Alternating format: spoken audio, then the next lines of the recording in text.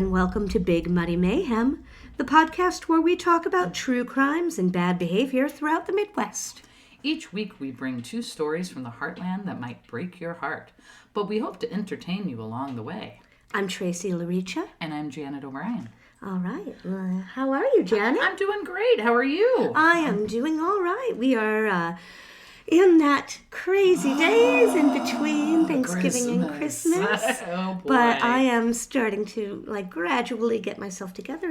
I saw you had your Christmas tree up already. We do. The tree is the only thing up, but that's kind of, that's the important part. Exactly. Yeah. I cut down a tree every year, or at least go get a live one. So it's going to be a couple of weeks because I don't want a dead tree around Christmas time. Absolutely not. I don't know. No. It's crazy. No. Yeah. So we've been working on that, and otherwise, everything has been okay. We have not had the snow here in our part of the Midwest that they have had north, so happy for that, although I hope that we do get a little bit sometime before Christmas. Yeah, that would be nice. Yeah. Just a little. All right. So I think we have some stories. I think do. you are going to start this evening. I will go first this week, and so I am going to tell you a story suggested to us by listener Megan. Hello, Megan. Hello, Megan.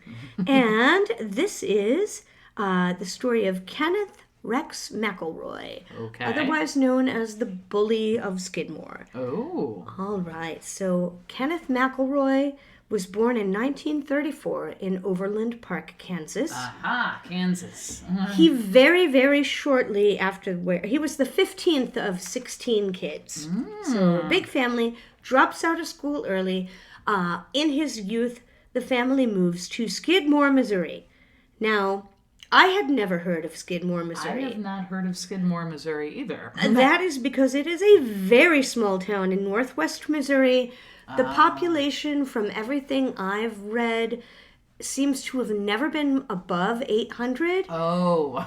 In fact, the last census data that I could find was that the population in 2021 was 225 people. Ah, okay. So there are small towns. Yes. And then there's Skidmore. And then, that's kind of the town that we would say, don't blink, you might miss it. Exactly that. Everybody lives on one road. Yes. There's one of everything. Oh my gosh. And then everybody lives kind of on the main street. So this is where Kenneth McElroy is growing up. So he drops out of high school around the age of maybe 15, 16, something like that. Before he is 18... we have our old pal head injury. Oh. So, you know how this features in so many crime stories. So many. It's just like some major injury just messes up a person. Now, by all accounts, he was not a great kid beforehand, but it was always sort of like petty stuff, things that you would assume he might, age out of. Right. Petty theft, that kind of thing. Mm-hmm. But after this, and as he gets older, things really start to escalate. Oh no! Now, in the first case, he is a big man. Okay. By the time he is fully grown and fully an adult, he is 270 pounds. Holy he is over 6 feet tall. He is a big dude. Wow! And so he makes money by trading, breeding, and racing dogs. Okay. But mostly he steals stuff. Oh, good. So he steals, everything. Grain, livestock. Remember, this is a small farming town. People don't have much. Grain and livestock, booze, scrap metal, tractors, that sort of thing. And oddly enough, all sources seemed to indicate antiques. Oh, really? Yes, which I think, that's so funny that, also antiques. So over the years, he's accused of lots of things, and we'll get into a few of these, but not all of them. Multiple felonies, including theft and animal cruelty, assault, all of that. Oh, wow. In all, he receives 21 indictments. Whoa, wow. I know, yeah, 21 indictments. He also has multiple wives. More on that later. Oh, my. However, McElroy gets away with All of it. All of it. For a couple of reasons. He gets away with all of his crimes, first of all, because he's got a great lawyer. Oh. He brags all the time about how he's got this fancy out-of-town attorney that also represents a bunch of mobsters, and he will never be convicted. Uh-oh. Second of all, he is extremely confrontational. He is absolutely, unhinged. On the rare occasion that somebody would actually try to hold him accountable for a theft or something that he did, he would stalk them. Oh, no. He would sit outside their houses. Oh, my gosh. They would usually back down. On one occasion, he shoots a guy in the stomach. So he goes up, he thinks that this person has been on his land watching him. He goes up to this man's house, accuses him of spying. Oh my God. The guy is like, I don't even know what you're talking about. I haven't been near your place. Shoots him in the stomach with a shotgun. And he presses charges, but first of all, McElroy finds an alibi by intimidating a couple of people to be like, oh no, he was with us the whole time. Oh my God, small towns. But as he's intimidating the man that was shot, who thankfully lives, you know, as he is intimidating the man that was shot, there were more than 100 calls where they were like, hey, he's outside our house again. He's firing his gun in the air.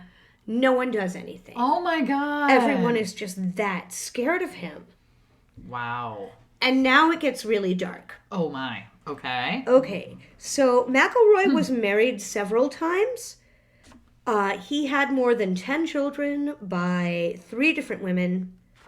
The one that we are going to talk about now is his third wife, Trina. Okay. And again, this content is shocking and disturbing. Okay. So this is where it gets dark. I'm ready. All right. Trina McLeod met Ken McElroy, and they entered into a, quote, relationship when she was 12 and he was 35. Oh my God. He apparently had always had a thing for underage women. Yeah. Underage girls. It kind of tracks. I mean, we've already had the animal thing. Uh-huh. We have the head injury. Mm-hmm. Yeah, no, keep going. He has always had a thing for underage girls. With Trina, he would follow and harass the town bus driver until, if she was on the way to school, until the bus driver would pull over and let him take Trina off the bus. Oh my God. This is a situation where absolutely everyone fails this girl. Like parents? Well, we'll talk about that, yeah. So he would take her. By the time that she is 14, she's pregnant. Oh my God. He narrowly avoids a conviction for statutory rape. Right. By marrying her. He threatens her parents until they allow to agree to the marriage. Oh my God. So again, her parents were scared of him too. So he takes her home with him, where they live with his second wife, to whom he is still married. So he is living there with Trina and his other wife and the baby. After a time, Trina decides she wants to leave. She wants to go back home with the baby. McElroy was not going to stand for this. He goes to the McLeod home, intimidates them, takes her back. Oh my God. For good measure, a couple of days later, he goes and sets the family house on fire, and he shoots and kills the family dog.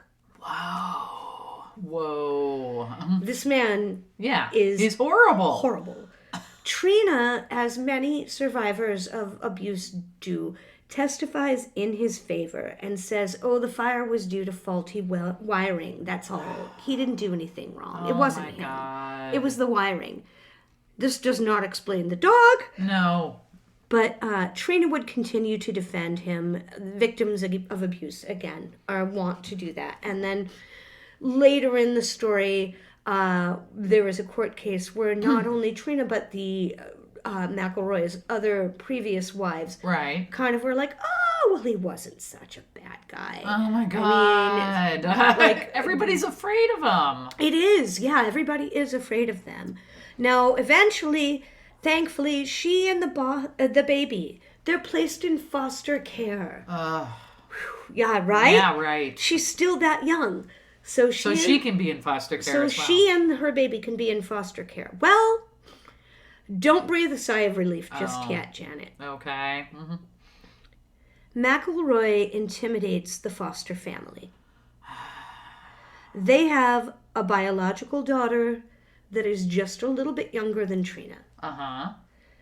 He lets them know in no uncertain terms that he knows where their daughter goes to school. Oh my God. He knows where their biological daughter plays. Oh. He knows what their biological daughter looks like.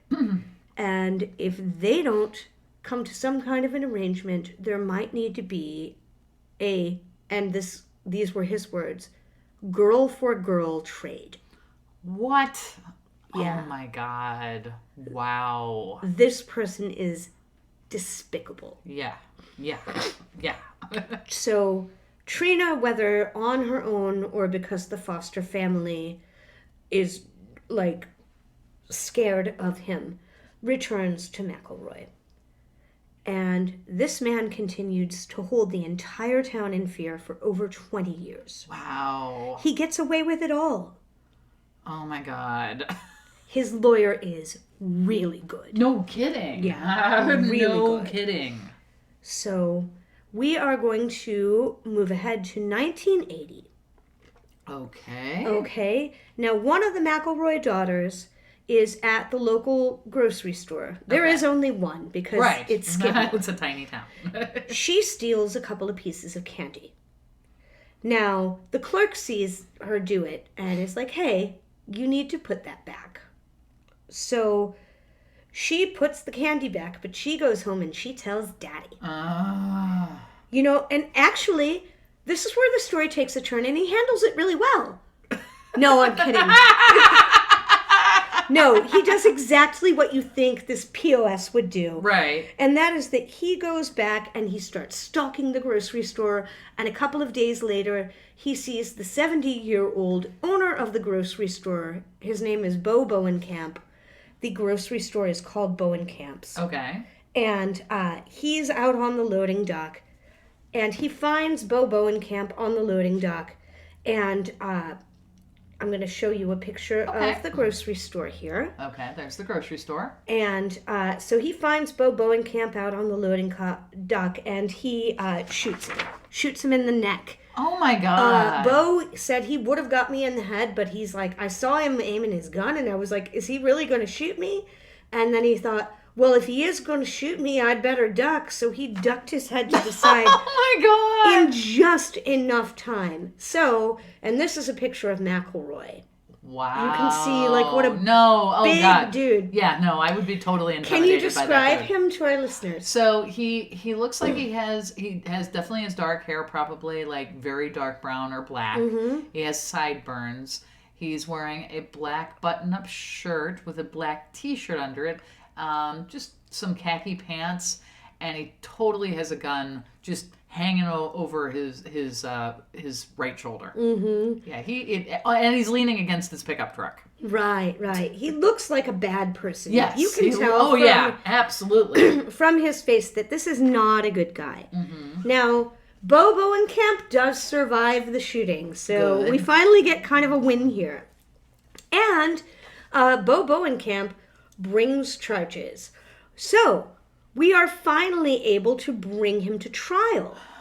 Good. Now, he does not back down. In spite of all the intimidation, he does not back down. So they finally, in June of 1981, he goes to trial. He's up for his 21st time. Oh my God. Now, what's different in this case is that this time there's a new prosecutor in Skidmore, which is part of, I think, Nottoway County, Missouri. Okay. And so this new prosecutor is young, scrappy, and hungry. His name is David Baird. He is just 3 years out of law school. Oh, okay. So he's ready.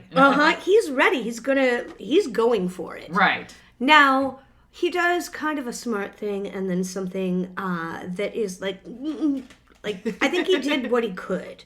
So he gets 2-year sentence. He gets a 2-year sentence for McElroy. And that is because he allows the charges to kind of be lowered to something that they know will be a conviction. Yeah, right. So this man has skated out of so much. Right. He's like, all right, we're going for a conviction. He gets the conviction. McElroy receives a 2-year sentence. Good. But he is convicted. Yes. And then released on bond. Oh my God. Yeah. Oh my God. He brags about how he's going to appeal. He's never going to spend a day in jail. Oh my Leaving God. the courthouse, he goes immediately to the local pub, which is a little place called the D&G Tavern. Okay. And now I'm going to show you a picture of the D&G Tavern. Okay. And I know you and I have seen some small town bars. Yes. But, Janet, tell me what you see here. Okay. And if this looks like a place you would go to drink. Okay. No. It's a metal trailer. It basically is. And no. There are almost no windows. No. No, there are not. There's 2 tiny windows on the left and a door on the right, and I don't think they've ever cleaned the front of the building. And it looks like this is the kind of bar that you have when you only have 200 people in the Right. town. Oh, yeah. Right. Like, packed would be like 12. Exactly. So he is released. He immediately goes to the D&G Tavern. Of course. And that's kind of his hangout because there are no other bars in town. He comes around. He ends up showing up a couple of times with a shotgun that has like a bayonet attachment on it. Oh my God. The whole time he's bragging about how he's never going to go to jail, how he's going to finish the job of killing Bowenkamp. Oh my God. For daring to step up to him. OMG. So he's planning on killing this 70-year-old man. Big, brave dude, right? Yeah, right? Yeah. He must have an enormous... All right, so all of this goes on for a while. The townspeople, like I said, they've been terrorized for this man for over 20 years. Right. This brings us to July 10th of 1981. Okay. They have a town hall meeting. It's held at the Legion Hall. Okay, of course it is. Small towns. Right. Right? Almost 60 people, which is a really good turnout. It is. It's a super good Show turnout. up, including the mayor and the sheriff. The topic of this meeting is Ken McElroy and what to do Right. to keep him from killing someone. Exactly. The sheriff very bravely and thoughtfully suggests that maybe they need to develop a neighborhood watch. Well, that sounds like a good idea. Because this man has already shot 2 people point blank, so that will probably stop him, right? So, yeah, they're all trying to decide what to do about McElroy. The meeting adjourns when word reaches the Legion Hall from somebody that was down at the tavern that Ken and Trina are going down to the D&G for drinks. They're walking into the D&G for drinks. Okay. And so she's probably still not old enough to drink, Oh, but I probably imagine not. that they won't cart her. No. It's a tiny town bar. Yeah. So the townspeople, they're like, all right, well, let's just wander on down that way. Oh my God. They kind of go, and they're just sort of hanging out near the tavern. Trina and McElroy are inside the tavern, and they're kind of getting a little bit of stink eye. He usually, doesn't back down, but finally he's like, oh, screw this place. F you all, I'm going. So they go and they leave, and they get into their truck. Okay. And they're getting ready to ride them. So McElroy reaches to the side, and shots are fired. Oh my God. But McElroy had been reaching for a lighter to light his cigarette. The shots came from 2 different directions, and this SOB is dead! So, anyway, nobody calls an ambulance. Nobody goes to help. Sometimes vigilante stuff isn't so bad. Somebody does go and bring Trina out of the truck. She is panicking and freaking out, of course, as you would. But somebody goes and does bring Trina from the truck and brings her into the nearby bank for safety, just in case shooting is going to continue. So, in all of the years since this happened, and again, this was 1981, not one person has come forward. No one's gonna tell. Trina has ID'd or tried to ID one person. His name was Del Clemens. He was at least, I think, partial, if not sole owner of the tavern. Right. But he denies it, says he didn't do it. And there are no corroborating witnesses. Now, remember, there were 60 people at this meeting. And everybody files out. And it's a small town. Everybody's always up in everybody's business. So nobody's going to be like, oh, let's just go home. I don't need to know what's going on. Oh, right. Right? So Trina sues a multitude of people. She sues the city. She sues the police. She sues the county. She sues Dell for a total of $6 million. There's literally no one will come forward. There is no evidence. She does not have a case.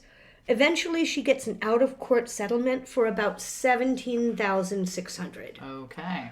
She eventually does, shortly thereafter, leave town. She remarries. I don't know what we know about her other marriage, her second marriage. Right. And obviously her second marriage, because she was 4 freaking teens. Exactly. So she wasn't married before that. No.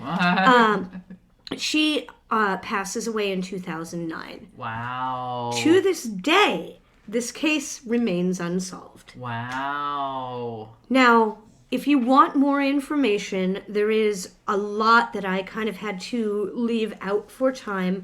I really wanted to highlight Trina's story because she is really the worst of the victims here. Oh, yeah, absolutely. You can see this is a picture of her as an adult, and you can just tell, you can look at her face and tell that this is someone who has had... She's had a hard life. A really hard life. So I genuinely hope, from what I understand, as far as I understand and what I want to believe, is that the last of her, the end of it was happy for her. Right. After everything she went crazy. through. Now, if you want more information about this story, there is a docu-series that's available on several platforms called No One Saw a Thing. Oh. And no one saw a thing. Right. And it's a multi-part docu-series that goes into all of the details. Oh my gosh. There is also a movie that was made in 1991 called In Broad Daylight that is based on this story and stars Brian Dennehy, who, when you think about it, does look a little bit like McElroy. Absolutely. All right. So that is the story that's a good story. Ken McElroy. My sources for this story were Wikipedia, Buzzfeed Unsolved, and 2 YouTube channels, one called Weird History and one called Rural Instinct. Wow. Crazy. Right. Wow. That's an amazing story. Yeah, there are lots of twists and turns with that one. And man, the more that I read about the story, the more I was just like, I'm not going to do this. This is too awful. I can't. This is too dark. And then I got to the end and I thought, okay. It's okay. Exactly. Yeah. So I have a story. Okay. It is about the first death penalty in the state of Minnesota. Ooh, okay. So, Ann Bilansky. Okay. She was born Mary Ann Everds Wright. She lived from 1820 to 1860. Mm-hmm. She was an American housewife. She was convicted in 1859 of poisoning her husband with arsenic. Because what do you do during the Victorian times in the 1800s? You poison your husband with arsenic. She was literally the only woman to ever receive the death penalty in the state of Minnesota. Oh my. And she happened to also be the first person to receive the death penalty in the state of Minnesota. Minnesota. She was executed by hanging. Okay. She was born in Fayetteville, North Carolina. She lived there for several years, didn't have any kids. Apparently her husband passed away from a railroad incident. Couldn't find any information. Just railroad incident. There were all kinds of incidents. I mean, honestly, I think that they didn't have time to fill out the form. They just had to check the box that said railroad incident. Exactly. So she moved to Pleasantville, Illinois. Doesn't tell me why. Okay. And then she finally ended up moving to St. Paul, Minnesota in 1858 at the request of her nephew, John Walker. Okay. He was ill with typhoid fever, which is caused by salmonella. Right. Well, typhoid is exactly when you want to have a house guest, right? Yeah. Oh, yeah, absolutely. So after she moved there, shortly after she ended up marrying this guy named... And it sounds like Santa Claus to me. There's a park up in Hazelwood, Missouri, that has the same name. It's a Polish name. Okay. It's Stanislaus. Stanislaus. Yeah, he was a pope. Oh, okay. Saint Stanislaus. I think he was a pope. He's a saint for sure. So Stanislaus Bilansky. Okay. He was a Polish immigrant who ended up settling in St. Paul, Minnesota. Mm-hmm. He moved to St. Paul from Wisconsin in 1848. He was quite a bit older than her.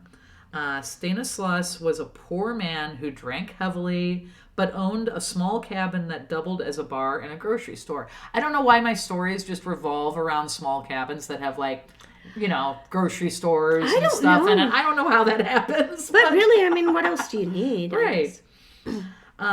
He had custody of his 3 young children because he had already been married twice. Okay. And the second wife divorced him, and he got custody of the kids. Oh, so wow, that seems so rare for the time, isn't it? Like for them, normally it's like if he had 3 kids, it's because his first 2 wives died.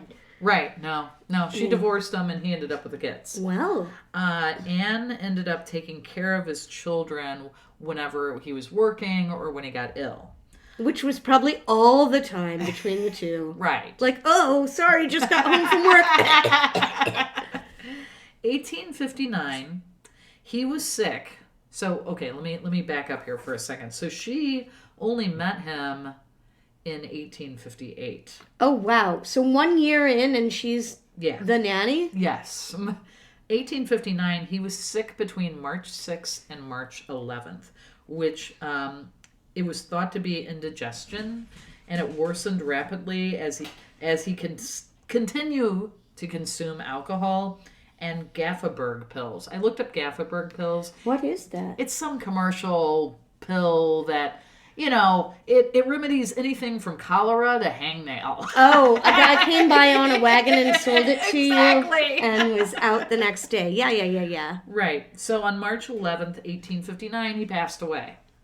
Oh. At the funeral procession. Actually,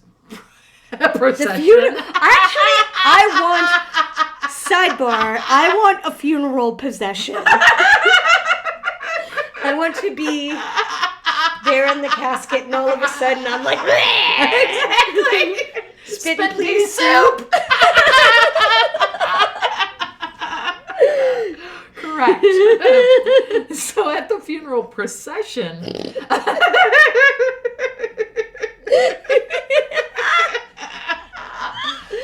pardon us. It's fine.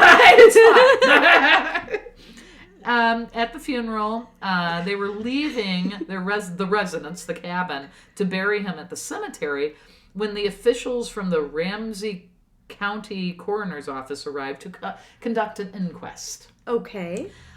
They examined the body and heard testimony from John Walker, the nephew that she, originally came there to visit and assist. a visiting neighbor, Lucinda Kilpatrick, and a housekeeper that was hired during his illness, Rosa Scharf. Okay. So these are the people they interview. They conclude he died of natural causes, but questioned Anne why she did not call a doctor. Right, you would think that You would think. If he's, dying. I am suspicious of the nephew at this point. You are smart. I don't think he's her nephew. Yeah, that's the thing. He was buried. Okay, so he died on the 11th. He was buried on March 12th. But by the evening, Kilpatrick, the neighbor, changed her testimony, claiming she saw Anne buying arsenic at the drugstore on February 28th. Anne claimed to buy it at her husband's urging to kill the rats in the cellar. Yeah, right, exactly. Yeah, I mean, arsenic was in, freaking everything. Oh, completely. It was... She might have needed it for cookies. Yeah, you want green cookies, you got to get arsenic, right? So what they did is Stanislas's body was exhumed on March 13th. So he was barely in the ground. Right. And they exhumed him for examination, and Anne was arrested. So the druggist in the town, W.H. Wolf and Dr. J.D. Goodrich, that they said that when they were looking through the microscope, they saw a single crystal that resembled arsenic. Whoa. So this is such early CSI. I know.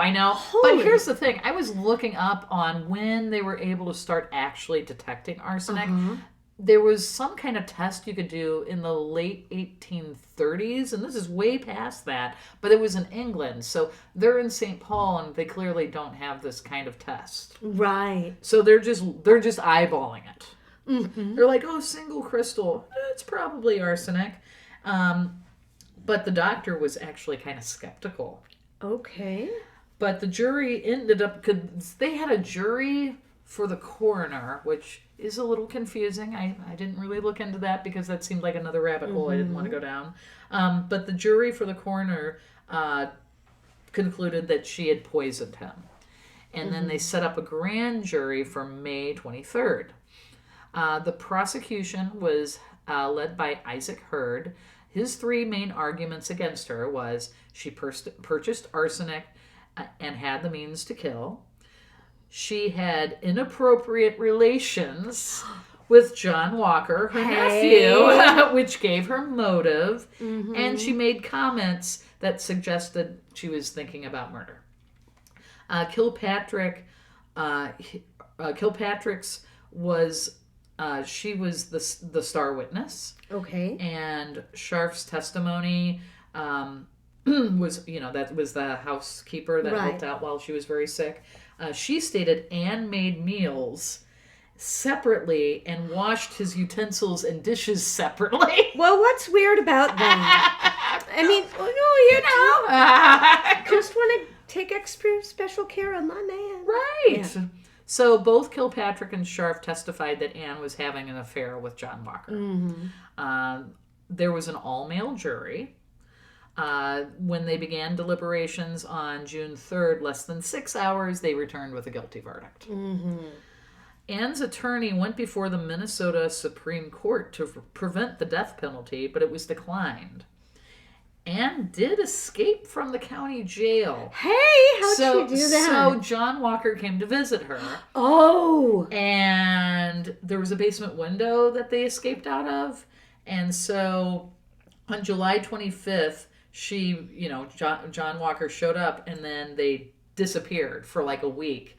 When they caught up with her on August 1st, she was wearing men's clothing to disguise herself. Oh my gosh. Yeah, it's just Poor crazy. John Walker I and all know. of this. Did he have any of the plot or anything? I have no idea. He was just like a real man, that just like a real one that just like, all right, I got you. I don't know. So December 2nd, Anne's sentence, her sentencing in court proclaimed that she was innocent. This is a quote from her. "If I die in this case, I die an innocent woman. I don't think I have had a fair and just trial. So sentenced to 1 month of solitary confinement, followed by a death of hanging. That's what she was sentenced to. Whoa, that's cruel. So you have to understand, the state of Minnesota had only been an actual state for a year. And they had a governor, but the governor's term was about to run out. And Henry Sibley refused to set a date or commute the sentence, and he just has let his term expire at the end of 1859. Okay. He's just like, no, I don't even want to be involved. I pass. Right. Pass. Minnesota did try to end the capital punishment, but it was rejected. January 18th, 1860, there was a bill introduced to prohibit execution of women. Okay. But it was tabled. So they were, there was a lot of incidences where they were just trying to not, they're like, okay, we were not great about the death penalty, but seriously, do we have to, the first person to be a woman? They were not looking, they didn't think that would be a good look on them. On January 25th, 1860, the newly elected governor, Alexander Ramsey, set the execution date for March 23rd, 1860. And then there was another bill passed by the state legislation on March 5th to help Anne, which stated that the first execution by Minnesota should not be that of a woman, and they felt that Anne had an unfair trial. Governor Ramsey vetoed it on March 8th. So she's still screwed. Anne requested a private execution, but in the 19th century, public executions were typical as they served as civil and religious purposed to deter crime. Let that be a lesson to you. Exactly. You bring the kids, pack a picnic. Yeah, exactly. A hanging was a big to-do. Yeah, there was a lot of actually women who showed up with their children. Oh, I know. Look at you. Look at this. You better learn, Timmy. So crazy. Don't you dare do anything other than what? So messed up. So on March 23rd, 1860, there were gallows set up in an enclosure in the courthouse square. And then her last words were, I die without having had any mercy shown me or justice.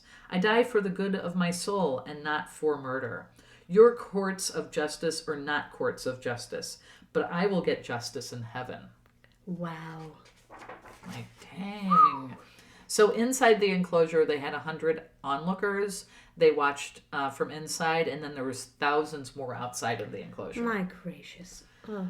Her body hung for 20 minutes before she was buried in an unmarked grave in Calvary Cemetery. Oh, that's... And then here's where it becomes slightly interesting after all this happened. Okay. There was a possible love triangle.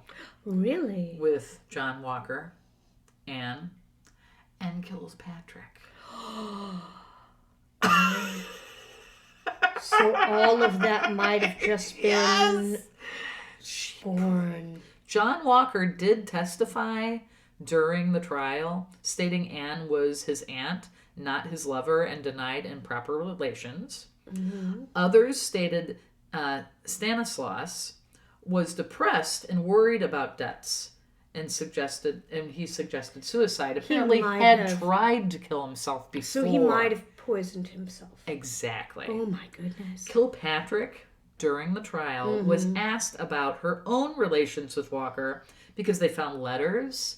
She had a breast pen. I don't know what that is. And she gave a ring, apparently, to him, to John Walker. I think a breast pin is just like a brooch. Oh, okay. But yeah. And then she refused to answer, and the judge did not force it. Really? Yeah. This is like a real-life Miss Julie. I know. It's so crazy. And then commuting the sentence may have likely angered the public skittish about criminal justice. So that is probably why it did not go any further than that. Right. But yeah, so she was the first and only woman to be and it's uncertain. Yeah, it's very uncertain. It seems to me, I mean, I suppose it could be. Was there any what was her was there financial gain? No, there wasn't like because that? he was poor. Right. They lived in a cabin. Exactly. So I mean, if you've got a side, if your side piece is going well and you're like getting away with it, then what is the what's the motive? What's the motive? What is the advantage here? Right, and I don't think John Walker had any extra money either. I mean, she went over there to care for him. Right, and all of the testimony about she insisted upon fixing his meals and all of that came from the one person that maybe had something to lose. And then the housekeeper apparently right after this trial, she ended up dying. Oh, I don't know if she had a heart attack or some kind of stress. What'd she eat? I don't know. but it more sounds like that there was something going on. There was a love triangle, and I think Kilpatrick was kind of pushed to tell all these things about her. Oh my. Just crazy. Crazy story. So that's my story. That was a wild ride. I know. Oh my gosh. We've had roller coasters this week. I know. Oh my goodness. So I think this is where we're supposed to take a break. Take a little pause and we'll come back for What's Nice. Yes, we'll come back for What's Nice. If you have suggestions, please email us at bigmuddymayhem@gmail.com. Make sure to join our Facebook page, linked in the description. We now also have merch, which is also linked in the description to help support our podcast. Also, please leave us a 5-star review, as that will also help support our podcast. Now, let's return to What's Nice. Welcome back. Welcome back.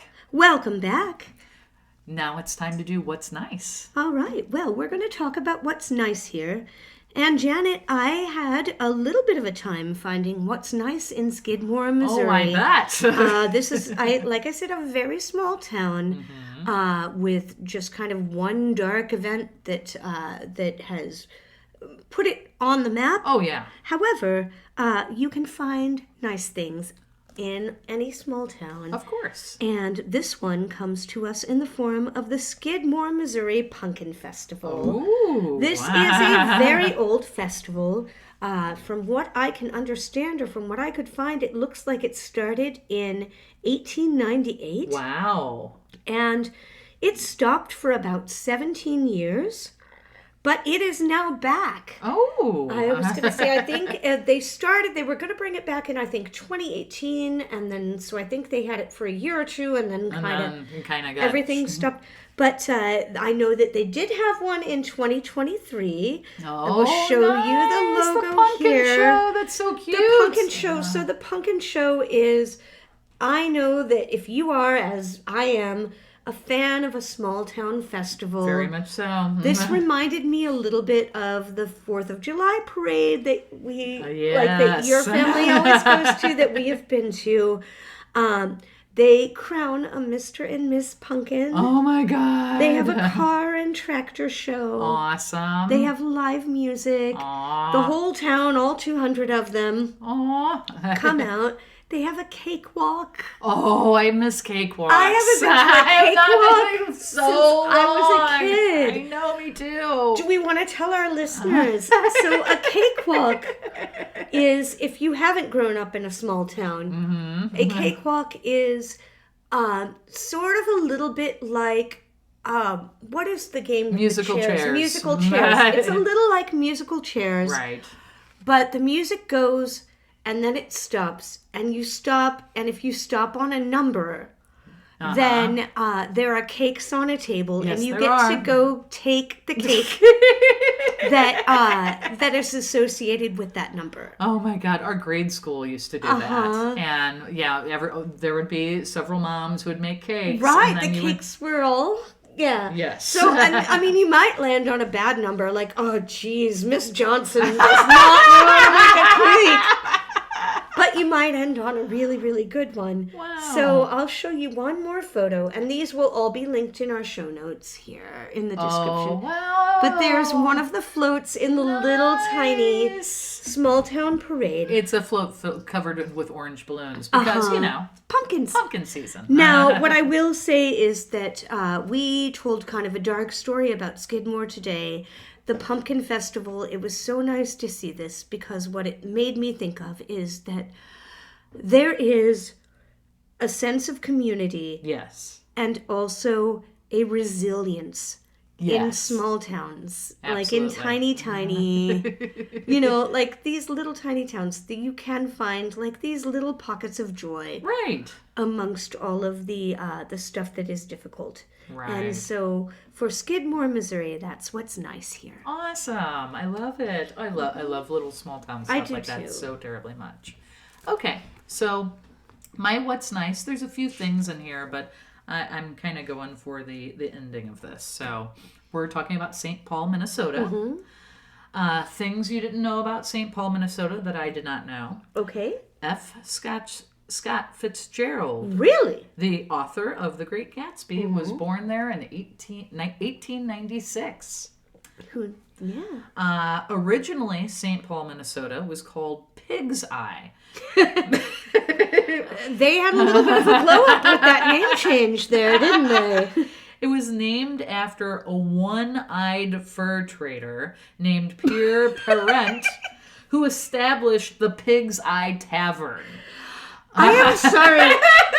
I'm trying to decide whether one-eyed fur trader or Pig's Eye Tavern is the dirtiest thing that you've said so far. Right? I'm going to press the buzzer and go with one-eyed fur trader. Right. But keep going. In 1930, there was an engineer who worked for 3M named Richard Drew. He invented Scotch tape. Oh, wow. So okay. Scotch tape is from St. Paul. Also, St. Paul, Minnesota is considered the beer capital. There's dozens of breweries and tap rooms there. Okay. St. Paul is also the home of the Minnesota State Fair. Mm-hmm. I love that we both had... I know! Because we love our fairs. I know. Speaking of Big Muddy, St. Paul has 26 miles of their coast, of St. Paul coast, is right along the Mississippi River. Right. Isn't there's one where you can, like, it's small across that you can... Yeah, I think so. Yeah. Tread across it. But yeah, there's 26 miles of St. Paul is right along the Mississippi River. St. Paul Chamber Orchestra is the only full-time orchestra in the country. Wow. And it was founded in 1959. Wow, that's fantastic. So here's where I start to get into the exciting thing that I was excited about. Okay. Does anybody remember? Do you remember, Tracy, this place? There's Taco Bell, but then there's Zantigos. Do you remember Zantigos? I do not believe that I have ever had Zantigos. Okay, so Zantigos was another chain Mexican restaurant. Mm-hmm. They were established, I believe, in 1969.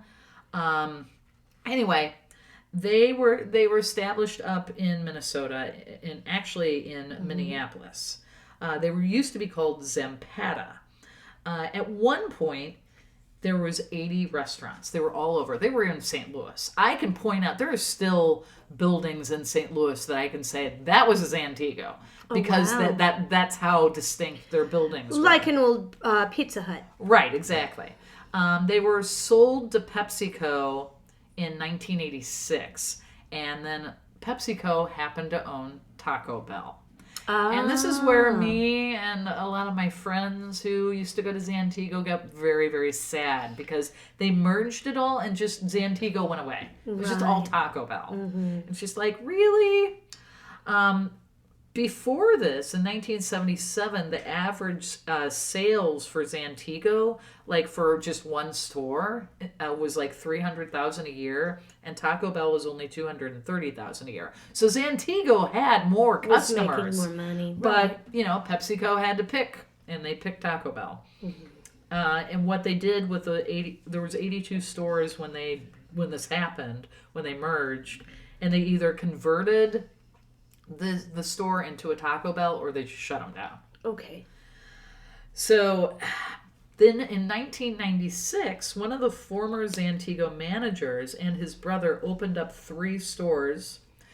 Which one was in St. Paul? So nice.